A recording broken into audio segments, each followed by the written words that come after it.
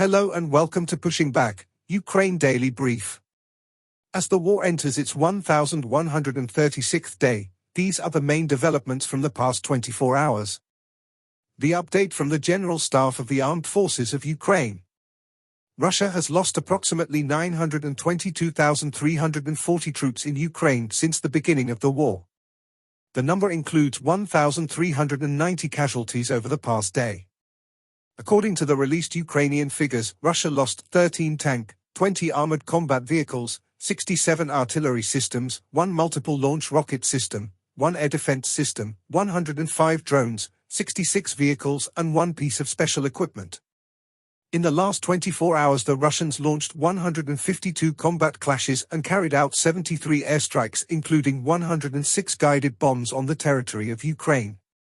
They also used 844 kamikaze drones and carried out around 4,100 attacks on the positions of Ukrainian troops and settlements using various types of weapons.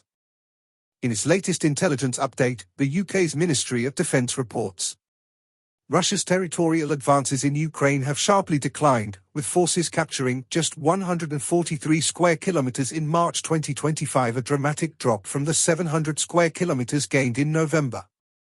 Despite some movement in Donetsk, Russian operations have yielded little strategic advantage, as Ukrainian counterattacks continue to push back.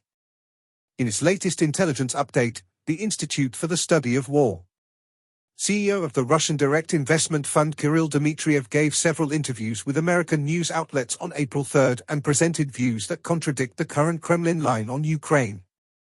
The Kremlin remains unwilling to commit to a general ceasefire in Ukraine, continuing to reject the ground ceasefire that US President Donald Trump and Ukrainian President Volodymyr Zelensky have offered. US Secretary of State Marco Rubio stated on April 4 that the US is closely monitoring Russia's actions in Ukraine and hopes that Russia is serious about resolving the war rather than simply dragging out negotiations. A Russian ballistic missile struck a residential area in Kryvyi Rih, Dnipropetrovsk Oblast on April 4, killing at least 16 people, including children.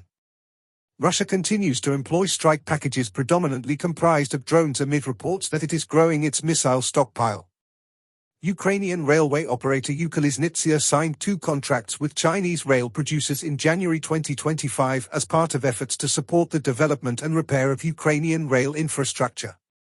Russia is reinforcing its strategic ties with the alliance of Sahel states juntas in a concerted effort to enhance Russian influence in Africa. Ukrainian forces recently advanced near Chasiv Yar and Pokrovsk.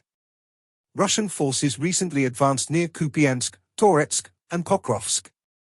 The Russian military reportedly continues to expand its conventional force and strength. In President Zelensky's nightly address, he spoke about 3 key areas. Firstly, 18 people, including 9 children, were killed in a Russian ballistic missile attack on Kryvyi Rih, with rescue and medical teams working tirelessly to save the wounded. Days of mourning have been declared, and communities across Ukraine have shown nationwide solidarity. Secondly, the international community reacted with strong condemnation following the attack, with leaders and diplomats around the world denouncing Russia's continued strikes on civilians.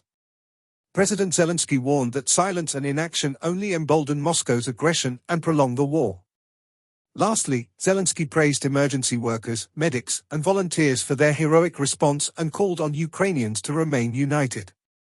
He urged continued global awareness and support, stressing that standing with Ukraine in moments like this is vital to securing peace and justice. Thanks for following today's updates. Please don't forget to like and subscribe for more content.